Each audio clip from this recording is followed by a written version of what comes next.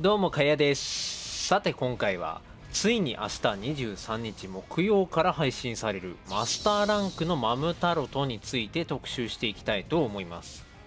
今回紹介していく内容としては、今回のマムタロトで意識しておきたい点と装備紹介の方をしていきますので、ぜひ最後までご覧ください。はい、ではまず早速ですね、今回のマムタロトで個人的に意識しておきたい点について触れていきます。まずは弱点属性についてなんですが、今まで通りであれば金がついている部位は雷、そうでない部位は氷が通る感じだったかなと思います。で、他チャンネルさんでも取り上げていた事項なんですが、ハンターノートを見ると生体やまとっている金属は個体ごとに違いが見られると記載されているため、もしかしたら弱点属性が変更になっている可能性もなくはないと思います。多分金を脱ぐまでは雷で大丈夫かなとは思うんですが、心配な人は何の弱点属性でも対応できる装備を整えておくといいかもしれません。爆弾属性とか持っておけばいざという時にも安全でしょうか。次に前回かなり推奨されていた破壊用スキルについてなんですが、今回通常クエストに変更になっているということで、 V 破壊がねどれだけクエストに影響されてくるのかというのは現時点では不明です。なので完全に必要とは言い切れないんですが、今まで同様 V 破壊によって最終エリアに追い込めるパターンになるのであれば、破壊王はねつけておきたいですよね。次に新モーションについてなんですが、現状マムタロとの PV では天井に炎を吐いて炎付きの落石を打ってくる技が公開されています。で、これ自身慣れてないうちはかなり避けるのが難しそうなことと、最終エリアでの攻撃が以前よりね激しくなることが予想されますので、耐熱の装備や生存スキルは持っておきたいところですね。お次は対策装備紹介です。まずはですね、ライトボウガンから紹介していこうかなと思います。おそらく今回も活躍するであろう雷系統のね、ライトボウガンを3つピックアップしていきます。まずはこちら、ストームスリンガー1品。雷でね、ライトボウガンといえばこれですよね。火力はめちゃめちゃ高いんですが、扱いが難しく、打ちすぎると即死します。正直マムに慣れてないうちから使うのはかなり危険が伴う武器だと思っていますが、慣れてきたらね相当な火力を出せる武器なので作っておいて損はないかなと思います。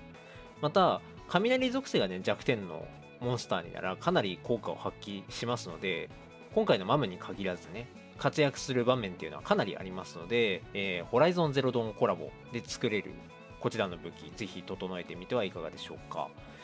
お次はこちらですね。雷覚醒ライトボウガンということで、ムフェトジーバのクエストで入手可能な覚醒武器ですね。ストームスリンガーほどの火力はないと思われますが、打ちすぎて体力がなくなるというリスクは排除できるので安心感がね、あります。ムフェトをあまりやっていない方は、この次に紹介する生産ライトボウガンの方がお手軽かなと思います。そして3つ目はこちら、根縁の竜土明刀ですね。こちらは生産で作れる7テスカトリのライトボウガンです。で、このライトボウガン何がいいのかっていうと、ムフェットの素材が不要なので、ソロ戦の人でも作っていけるのと、もともとね、装備に弾丸節約スキルがついているので、長時間戦闘ができる点が強いですね。はい。で、今紹介した武器に何の防具をつけたらいいのかっていうところをね、ピックアップしていきます。まずはこちら、おなじみ龍門シリーズ一式ですね。5V 揃えることでシリーズスキル、新龍脈覚醒が発動し、会心率と属性値を強化。雷属性攻撃強化レベル6でさらに属性を強化しています。装飾品はこんな感じですね。解放体力種がなければ、攻撃とか逆恨みとかですかね、この辺のレベルを下げて組むこともできるので、そんなに作るのがね難しいビルドではないかなと思います。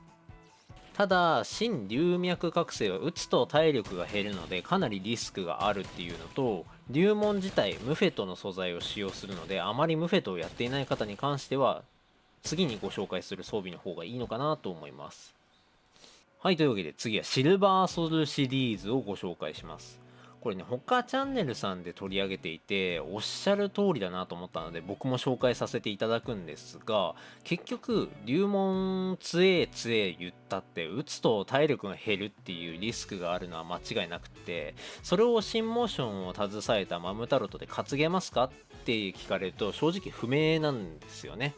なので打っても体力が減らず非耐性が龍門シリーズより高いシルバーソルシリーズをマムに慣れていないうちは採用していくという考え方ですね。これは納得ですね。どんだけ火力を高めたところで死んだら火力はゼロですし、パーティーメンバーにもね迷惑がかかってしまうのでめちゃくちゃありな選択肢かなと思います。で、装備の例としてこんなのを組んでみました。シルバーソルシリーズ 4V で新会心撃属性スキルが発動して会心が出た時の属性ダメージを強化しています。で、会心率に関してなんですが、これ元から、